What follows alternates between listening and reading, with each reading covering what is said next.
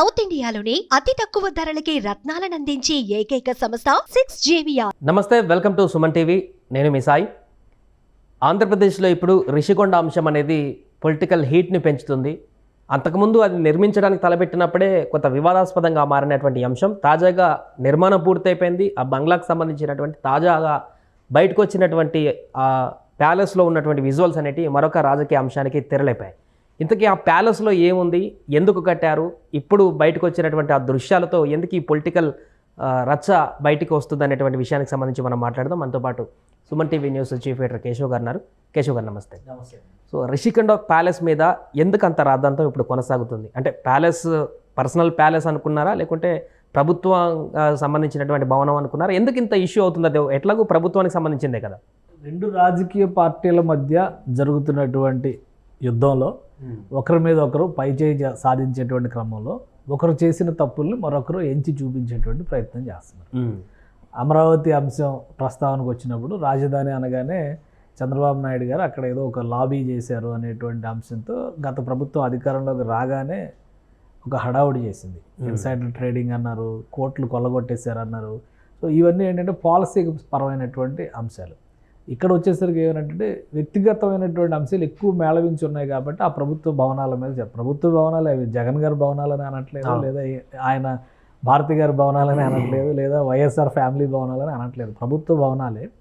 కానీ ప్రభుత్వ భవనాలు కట్టడానికి ఒక పద్ధతి, ఒక విధానం ఉంటుంది. అవన్నీ కూడా వైలేట్ చేశారనేది ఇక్కడ ప్రధానమైనటువంటి అభియోగం. ఇంకోటి ఏంటంటే అన్నిటికీ మించి రిషికొండ రిసార్ట్స్ అనేవి పర్యావరణ పరంగా కానీ టూరిజం పరంగా కానీ విశాఖకి ఒక ఐడెంటిటీ తెచ్చినటువంటి రిసార్ట్స్ అవి. గతంలో కూడా చాలా సందర్భాల్లో విశాఖలో స్టే చేసేటువంటి రిసార్ట్స్ కోసం చూసేటువంటి ఎవరైనా కానీ బీచ్ రిసార్ట్స్గా విశాఖలో ఉన్నటువంటి రిషికొండ రిసార్ట్స్కి ప్రత్యేకమైనటువంటి స్థానం ఉండేది. అంత పెద్ద రిసార్ట్స్ని కూలగొట్టి కట్టడం పైన చర్చ. ఇప్పుడు అది ప్యాలెసా లేదంటే జగన్మోహన్ రెడ్డి గారు చక్రవర్తి సామ్రాట్ అనే చర్చ కాదు. అదంతా కూడా అసలు విషయం డైవర్ట్ చేసేటువంటి ఎత్తుగడలో భాగంగా పోటాపోటీగా చేస్తున్నటువంటి పరస్పర వ్యాఖ్యలు అవి. అక్కడ ఆల్రెడీ అద్భుతమైనటువంటి పర్యాటక రిసార్ట్స్ ఉంటే వాటిని కూలగొట్టడం మొదటి తప్పు. పర్యావరణ పరంగా నిబంధనలన్నింటినీ ఉల్లంఘించి అక్రమ నిర్మాణాలని అనడం కూడా కొంచెం కష్టం ఇప్పుడు. కానీ రహస్య నిర్మాణాలు చేసేటువంటి ప్రయత్నం గత ప్రభుత్వం చేసింది. దాని మీద కోర్టులు అక్షింతలు వేసినాయి. అలానే చాలామంది నాయకులు పోరాటం చేశారు, ఫిర్యాదులు చేశారు. చివరికి నేషనల్ గ్రీన్ ట్రిబ్యునల్కి కూడా కంప్లైంట్లు ఇచ్చినటువంటి పరిస్థితి ఉంది. పర్యావరణాన్ని పట్టించుకోకుండా, అక్కడ ఉన్నటువంటి ప్రాథమికమైనటువంటి పరిస్థితులను పట్టించుకోకుండా సొంత ఎజెండాతో నిర్మాణాలు జరిగినాయి అనేది ప్రధానమైనటువంటి అభియోగం. ఇప్పటివరకు అది. ఇప్పుడు ప్యాలెస్ లోపల ఉన్నటువంటి హంగు ఆర్భాటాలు చూస్తే అది ఒక రాజప్రాసాదంలా తయారు చేశారంటే ఖచ్చితంగా వ్యక్తిగతమైనటువంటి అవసరాల రీత్యా కట్టుకున్నటువంటి భవనం, కట్టించినటువంటి భవనం. ఎందుకంటే ఇప్పుడు అన్ని లెక్కలు తీస్తారు. ఇప్పుడు జగన్మోహన్ రెడ్డి గారు ముఖ్యమంత్రిగా అయింది 5 సంవత్సరాలకే, జీవితకాలానికి కాదు. జీవితకాలానికి ఇచ్చేటువంటి ప్రజాస్వామ్య వ్యవస్థలో జీవితకాలానికి ఇచ్చేటువంటి పోస్టులు ఏవీ లేవు. ప్రజలు ఎన్నుకుంటే తప్పితే అవకాశం ఉండదు. ఇప్పుడు ఖర్చు పెట్టినటువంటి ఖర్చులన్నీ కూడా ప్రజాధనం లూటీ చేశారనేది అధికార పార్టీ, ఇప్పుడు ఉన్నటువంటి అధికార పార్టీ చేస్తున్నటువంటి అభియోగం. అది కాకపోతే కాదని తేలిపోద్ది. అవునైతే శిక్ష అనుభవించడానికి సిద్ధపడి ఉండాల్సినటువంటి పరిస్థితి ఉంటుంది. ఎందుకంటే ఒక నిర్మాణం చేయడానికి, ప్రజలకు ఉపయోగపడేటువంటి ఒక నిర్మాణం చేయడానికి కొన్ని పరిమితులు ఉన్నాయి, కొన్ని విధి విధానాలు ఉన్నాయి. వెలగపూడిలో తాత్కాలిక సచివాలయం నిర్మాణానికి సంబంధించే ఎస్ఎఫ్టీకి 1800 రూపాయలతో కట్టేయచ్చు. కానీ చంద్రబాబు నాయుడు ప్రభుత్వం 3000 రూపాయలు ఖర్చు చేసింది అని ఒక పెద్ద రాద్ధాంతం చేసి గవర్నమెంట్ వచ్చిన తర్వాత దాని మీద విచారణ లేదు, దాన్ని నిరూపించేటువంటి ప్రయత్నం లేదు, ఏమీ లేదు. కానీ ఇప్పుడు 400 కోట్ల రూపాయల పైగా ప్రజాధనాన్ని ఉపయోగించి అందమైనటువంటి అలంకరణలకి, బాత్ టబ్బులకి, లేదా ప్యాలెస్లో ఉండేటువంటి ఇతర విలాసవంతమైనటువంటి సౌకర్యాల కోసం ఖర్చు పెట్టడం అనేది నేరం, ఖచ్చితంగా నేరం. అది దీనిపైన మాజీ మంత్రి గుడివాడ అమర్నాథ్ కూడా మాట్లాడడం జరిగింది. రాష్ట్రపతికి ప్రధానమంత్రులు వచ్చినప్పుడు వాళ్ళు బస చేయడానికి కట్టినటువంటి విషయం ఇది ఎప్పుడే ఎవరు ప్రభుత్వం ఉన్నా కూడా దానికే కేటాయించవచ్చు, దీని మీద ఎందుకు రాద్ధాంతం అంటూ కూడా కౌంటర్ ఇస్తున్నారు. అదే ప్రకటన అధికారికి అంతకు ముందు కూడా వీళ్ళు అతిథి భవనాల, సీఎం క్యాంప్ ఆఫీసా, లేకుంటే టూరిస్ట్ ప్లేసెస్ అనేది అఫీషియల్గా ఇంతవరకు ఎవరు చేయలేదు కూడా వైసీపీ నుంచి కూడా. అంటే ప్రజాస్వామ్యంలో ముందు చూపు లేని నిర్ణయాలు ఎలా ఉంటాయి అనడానికి అదొక ఉదాహరణ. దాన్ని ఎలా సమర్థించుకోవడానికి ప్రయత్నించాలనేది తలాతోకాలైనటువంటి వాదనలు చేస్తున్నటువంటి మాజీ మంత్రి గుడివాడ అమర్నాథ్ని మనం చూడాల్సి ఉంటుంది. విశాఖపట్నం ప్రజలు అక్కడేమీ ప్యాలెస్ని కట్టొద్దని అనలేదు, లేదంటే కడతామంటే ఇప్పుడున్నటువంటి ఆంధ్రప్రదేశ్ ప్రజలు కూడా ఎవరు వ్యతిరేకించరు. కానీ పలానా పర్పస్తో మేము కడుతున్నాం అనేది ప్రజాధనం ఒకటి ఏంటంటే ప్రభుత్వ కోశాగారంలోకి వెళ్ళినటువంటి ప్రతి రూపాయిని ఖర్చు పెట్టేటువంటి క్రమంలో కొన్ని విధి విధానాలు ఉన్నాయి. ఆ విధి విధానాలని అనుసరించి ఖర్చు పెట్టాలి. ఐఏఎస్ ఆఫీసర్ అయినా సీఎం అయినా కానీ ఒక్క రూపాయి అందులోంచి తీసి ఖర్చు పెట్టడానికి ఒక పద్ధతి ఉంది, ఒక విధానం ఉంది. అది ప్రజా అవసరాల కోసం చేస్తున్నటువంటి ఖర్చు అంటే ఎవరు కూడా ప్రశ్నించేటువంటి అవకాశం ఉండదు. అదే స్టేట్ గెస్ట్ హౌస్ కింద మేము కడుతున్నాం, అక్కడ రాష్ట్ర అతిథులుగా వచ్చేటువంటి వాళ్ళ కోసం లేదా పలానా పర్పస్తో ఆల్రెడీ ఫైనాన్స్ క్యాపిటల్ అనే ఆర్థిక రాజధాని అని 1995 నుంచి చంద్రబాబు నాయుడు చెప్తున్నారనేటువంటి మాట వైఎస్ఆర్సీపీ అధికారిక ట్విట్టర్లోనే ట్వీట్ చేశారు. అది కరెక్టే చెప్తున్నారు. చంద్రబాబు నాయుడు గారు అధికారంలోకి వచ్చిన 6 నెలలు బహుశా సంవత్సరం నుంచి హైదరాబాదు క్యాపిటల్గా ఉంటే ఫైనాన్షియల్ క్యాపిటల్గా ఇది మారుతుంది, వైజాగ్ తయారు చేస్తాం, టూరిజం హబ్గా వైజాగ్ను తయారు చేస్తాం, ఇలాంటివన్నీ చెప్తూనే వచ్చారు ఆయన. గత 2014లో అధికారంలోకి వచ్చినప్పుడు కూడా విశాఖపట్నం ఫైనాన్స్ హబ్ అవుతుంది, ఫార్మా హబ్ అవుతుంది అని చంద్రబాబు నాయుడు గారు స్వయంగా అనౌన్స్ చేశారు. అమరావతి రాజధాని అవుతుంది, రాయలసీమ మ్యానుఫ్యాక్చరింగ్ హబ్ అవుతుందని చెప్పని అక్కడ శ్రీ సిటీలో ఎలక్ట్రానిక్స్ పరిశ్రమలను తీసుకురావడం కానీ, కియా మోటార్స్ లాంటివి తీసుకురావడం కానీ అప్పటి నుంచే చెప్పారు. మరి మీరు 3 రాజధానుల ప్రస్తావన ఎందుకు చేశారు? ఆల్రెడీ చంద్రబాబు నాయుడు అదే చేస్తున్నారు కదా. మళ్ళీ ఏ ఉద్దేశంతో మీరు అమరావతిని 3 ముక్కలు చేయాలనేటువంటి నిర్ణయం తీసుకున్నారు? దీనిపైన రాజకీయంగా వీళ్ళు ఏం క్లారిటీ ఇవ్వలేరు. ఊరికే ఒకరి మీద ఒకరు విమర్శలు చేసుకోవడం తప్పితే పెద్ద ప్రయోజనం ఉండేటువంటి అంశం కాదు. కాకపోతే ఇప్పుడు అంత ధనాన్ని వెచ్చించాల్సినటువంటి అవసరం ఎంతవరకు ఉంది, దానిపైన ప్రభుత్వ నియమ నిబంధనలు ఏం చెబుతున్నాయి, దాన్ని మీరి ఖర్చు చేస్తే శిక్షలు ఎలా ఉండొచ్చు? తెలంగాణలో సెక్రటేరియట్ నిర్మాణం కోసం 600 కోట్ల రూపాయలు మాత్రమే మేము ఖర్చు చేస్తున్నాం, 600 కోట్ల రూపాయలతో అద్భుత భవనం నిర్మిస్తాం అనేటువంటి మాట కేసీఆర్ గారు ప్రకటించారు.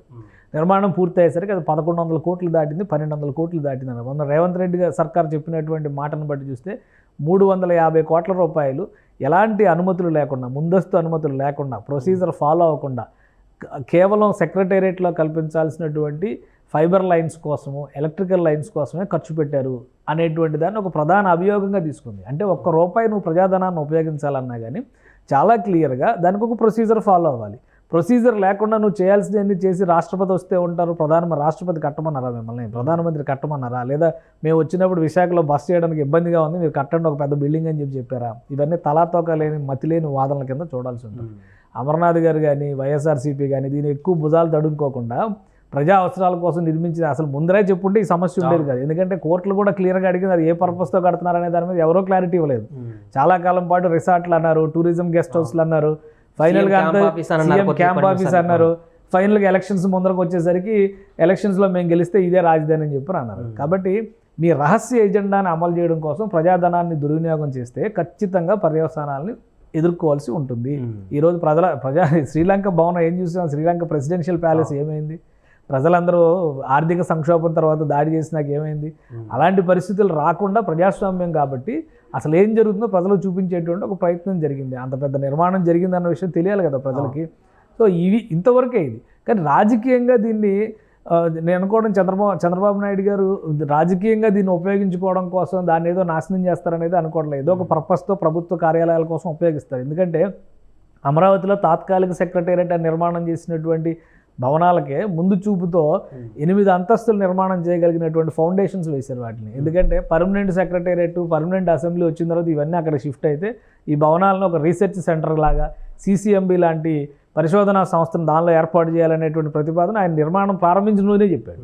కాబట్టి విజువల్స్ చూస్తే ప్రభుత్వపరమైనటువంటి కార్యక్రమాలకు ఉపయోగించేటువంటి ఆఫీస్ అట్మాస్ఫియర్ అయితే కనిపించట్లేదు. ఏదో అతిథి గృహాలు, 5 స్టార్ హోటల్ అట్లాంటి అట్మాస్ఫియర్ దాంట్లో కనిపిస్తుంది. ఖచ్చితంగా అది విశాఖ రిషికొండ, తాజ్ రిషికొండనో లేదంటే అట్లాంటిది ఏదైనా పేరు పెట్టాల్సి ఉంటుంది. తాజ్ కృష్ణ అని హైదరాబాద్లో ఎట్లా చూస్తున్నామో అట్లా తాజ్ రిషికొండ, తాజ్ విశాఖ పెట్టి ఏదైనా హోటల్స్కి ఫలక్నుమా ప్యాలెస్ చూస్తున్నాం కదా హైదరాబాద్లో, హోటల్స్ రన్ చేస్తూ ఉంటారు కదా. సో హై క్లాస్ పీపుల్ వచ్చినప్పుడు వాళ్ళకి షెల్టర్ ఇవ్వడానికి, అకామిడేషన్ అరేంజ్ చేయడానికి ఒక హోటల్కి ప్రైవేట్ హోటల్ ఏజెన్సీలకు ఇచ్చేలా ఉంది అది. ఎందుకంటే కార్యాలయ భవనాలకి పరిధి మించి ఉన్నటువంటి ఇది. ఎందుకంటే నిర్మాణాల్లో కూడా 3-4 విల్లాలు కట్టారంట, అందులో 14 బెడ్రూమ్లు ఉన్నాయి అంటున్నారు. సో ఇవన్నీ కూడా ఆఫీసులకి ఉపయోగపడేటువంటి పర్పస్ కదా. ఆఫీస్కి ఉపయోగపడేటువంటి పర్పస్ కొంత ఉంది, కానీ మిగతాదంతా కూడా ప్రైవేట్ పర్పస్. అంటే ఇంటి కోసం, ఒక ఇంటి అవసరం, గృహ అవసరాలకు తగినట్టుగా రీతిలో ఒక విలాసవంతమైనటువంటి నిర్మాణం, ఇంటి నిర్మాణం చేస్తే ఎలా ఉంటుందో అటువంటి ఇది జరిగిందనేదే ఇక్కడ చర్చ. ఇంకోటి ఏంటంటే ఇప్పుడు అక్కడ ఉన్నటువంటి పరిస్థితుల్లో గతంలో మిలీనియం టవర్స్ అని చెప్పని చంద్రబాబు నాయుడు గారు గవర్నమెంట్లో ఉన్నప్పుడే 2 టవర్లు కట్టారు. ఐటీ కానీ అన్ని ఓపెన్ స్పేస్, ఎందుకంటే ఆఫీస్ స్పేస్ ఎప్పుడు కూడా ఓపెన్ స్పేస్ ఉండడానికి ప్రిఫరెన్స్ ఇస్తారు, వాళ్ళ అవసరాలకు తగ్గట్టుగా ఇంటీరియర్స్ అన్నీ చేసుకుంటారు. కానీ ఇక్కడ అటువంటి పరిస్థితి కనిపించట్లా, ఎందుకంటే ఒక ఇల్లు, ఒక నివాసం, ఒక ఫ్యామిలీ ఉండేలాగా ఉంది. తెలుగుదేశం పార్టీ ట్వీట్ చేసిన దానిలో కూడా ఒకటి చాలా క్లియర్గా రాశారు, అది ఒకవేళ వ్యక్తిగతమైనటువంటి అవసరాల కోసం ఎవరైనా నివాసం కోసం ఉంచలేదు అని అనుకునేటువంటి పక్షంలో జగన్మోహన్ రెడ్డి గారి బంధువులు వెళ్ళి అక్కడ ప్రార్థనలు చేశారు అంటున్నారు. ఇవన్నీ చాలా ఆరోపణల లిస్టు వాళ్ళు కూడా రాశారు. ఇప్పుడు ఆ ట్వీట్ వారు నడుస్తుంది, ఇటు వైసీపీ వాళ్ళు ఒక ట్వీట్ చేస్తే అటు టీడీపీ వాళ్ళు ఒకటి చేస్తున్నారు. అవన్నీ కూడా వాటి వాల్యుయేషన్స్ కూడా వాళ్ళు అవన్నీ కూడా స్క్రీన్ షాట్స్ తీశారు. ఇప్పుడు ఒక బాత్ టబ్ ఉంది, అందులో ఆ బాత్ టబ్ మోడల్ తీసి ఆన్లైన్లో ఎంత రేటు చూపిస్తుంది, 480 చదరపడుగుల విస్తీర్ణంతో కట్టారు. దానికి పైన లైట్స్ ఉపయోగించారు, లైట్ మోడల్స్ పెట్టి దాని రేట్ కార్డ్ ఎంత ఉంది, అవన్నీ కూడా వైరల్ అవుతున్నాయి. అంటే ఇవి ప్రజలకి ఇప్పుడే రహస్యాలు కాదు, ఇవన్నీ కూడా ప్రజలు తెలుసుకోవడం పెద్ద కష్టమైంది కాదు. ప్రతిదీ ఏదైనా ఈ మొబైల్ ఫోన్ ఎంత రేట్ ఉంది అంటే మోడల్ చెప్తే ఆన్లైన్లో చెక్ చేస్తే వెంటనే మార్కెట్ రేట్ వచ్చేస్తుంది, ఆన్లైన్ రేట్ వచ్చేస్తుంది, ఆఫర్లు ఏమన్నాయో కూడా వచ్చేస్తుంది. కాబట్టి ఇవన్నీ జనం తెలుసుకోవడం పెద్ద క్లిష్టమైంది, దీన్ని తెలుసుకోలేరు. ఇది ఒక అభూత కల్పన చేసి మనం ఏదో మాయాజాలం చేస్తేనే మనకు తెలుస్తుంది అనేటువంటి పరిస్థితి లేదు. కాబట్టి గుడివాడ అమర్నాథ్ గారు కానీ వైసీపీ అఫీషియల్ ట్విట్టర్లో చేస్తున్నటువంటి కామెంట్లు కానీ, రాష్ట్రపతి వస్తే అక్కడ సరైనటువంటి వ్యవస్థలు లేవని ఎవరు చెప్పారు? పెద్ద పెద్ద గెస్ట్ హౌస్లు ఉన్నాయి. ఎందుకంటే విశాఖపట్నం ఒక కాస్మోపాలిటన్ సిటీ, ఆల్రెడీ అక్కడ షిప్ యార్డ్కి సంబంధించినటువంటి గెస్ట్ హౌస్లు కానీ, హెచ్పిసిఎల్కి సంబంధించిన గెస్ట్ హౌస్లు కానీ, స్టీల్ ఫ్యాక్టరీకి సంబంధించిన గెస్ట్ హౌస్లు కానీ అవసరానికి తగ్గట్టుగా మొన్న ప్రెసిడెంట్ వచ్చినప్పుడు ఎక్కడ బస్ చేశారు, అలానే ప్రైమ్ మినిస్టర్ 2 సార్లు విజిట్ చేసినప్పుడు అక్కడ ఐఎన్ఎస్ ఇవే ఉన్నాయి కదా, అక్కడ పెద్ద పెద్ద గెస్ట్ హౌస్లు కదా అవి, వాటిని మించిన ఇంకేమి కల్పిస్తారు?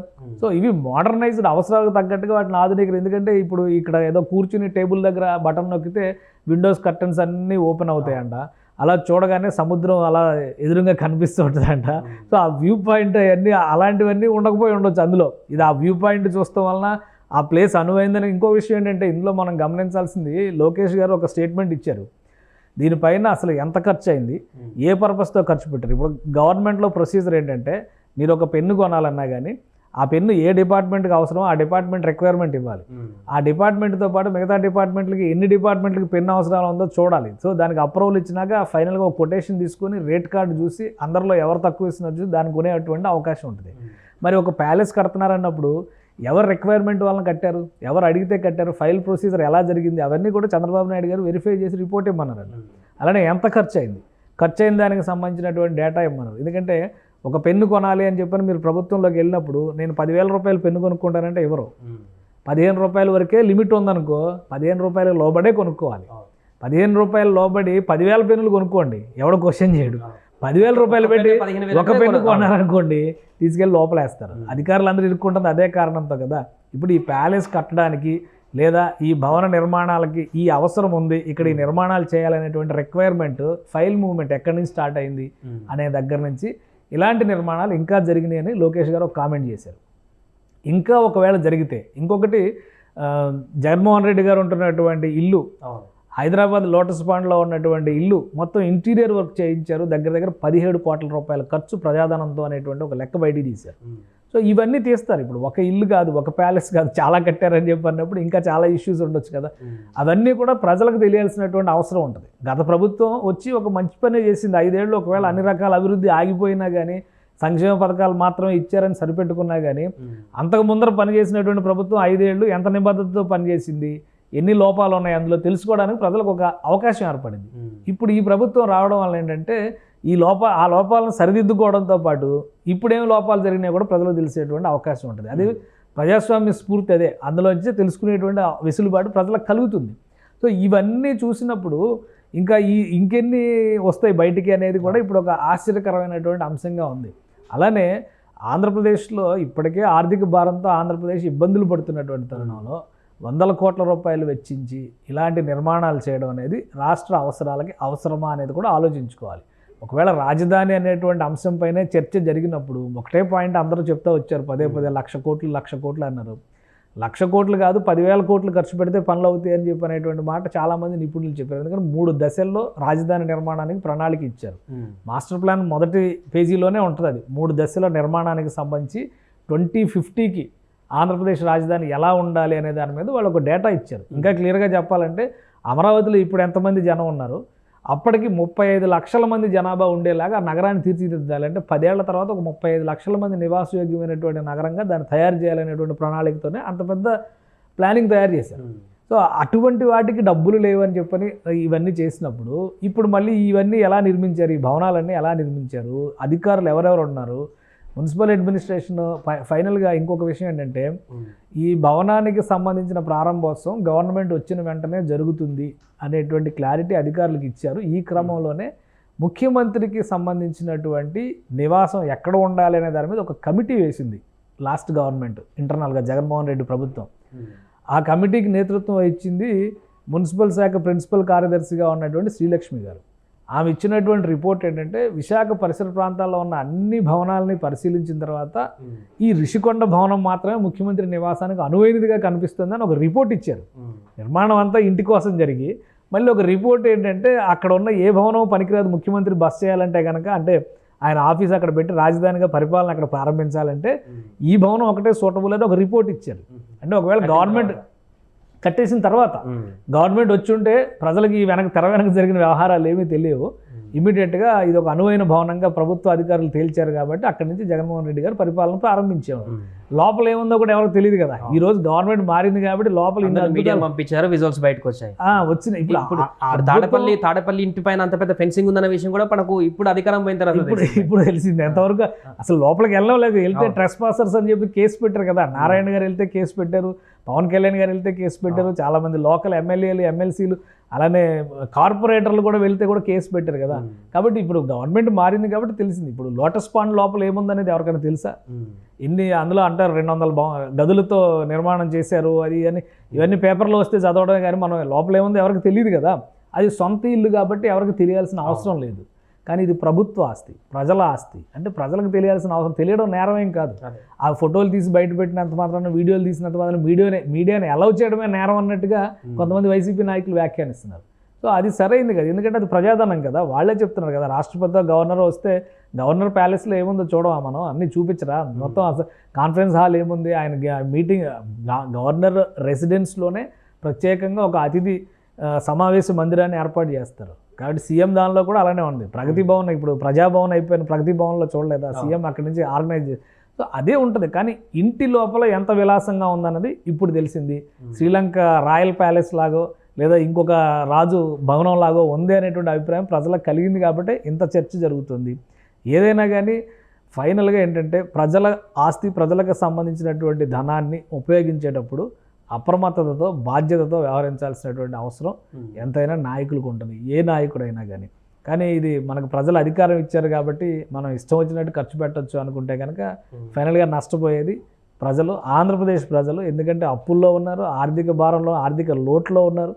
ఇప్పుడు ఉన్నటువంటి పరిస్థితుల్లో రెవెన్యూ జనరేషన్ అనేది లేకుండా ఉంది అనేటువంటి ఆవేదనలో ఉన్నారు. అలాంటప్పుడు ఈ దుబారా ఖర్చు ఖచ్చితంగా నేరం అయ్యేటువంటి అవకాశం ఉంటుంది. Right sir. సో అది మొత్తానికి ప్రస్తుతం రిషికొండలో నిర్మించినటువంటి ఆ యొక్క భవనానికి సంబంధించినటువంటి దృశ్యాలు బయటికి రావడంతో ఇది పొలిటికల్ దుమారానికి కారణమైంది. అంటే ముందే అసలు ఈ భవనాన్ని ఎందుకు కడుతున్నాం అనేటువంటి విషయాన్ని అప్పుడు కట్టినటువంటి వైసీపీ ప్రభుత్వం అధికారికంగా కనుక ముందే ధృవీకరించి చెప్పినట్లయితే ఇంత ఇష్యూ ఉండకపోయేది. అది ఎందుకు కడుతున్నారు అనేటువంటి ఒక సరైనటువంటి స్ట్రక్చర్ ఇవ్వకుండా ఇప్పుడు మొత్తం కంప్లీట్ అయిన తర్వాత దాని మీద రకరకాలుగా మాట్లాడుతున్నటువంటి సందర్భంలో అతిథి గృహాలని ఇంకేదో అని చెప్పేసి దీనిపైన ఇప్పుడు చర్చనీయాంశంగా మారినటువంటి పరిస్థితి. ఇది క్రమక్రమంగా ఇంకా ఎటువైపు వెళ్తుందో చూడాలి.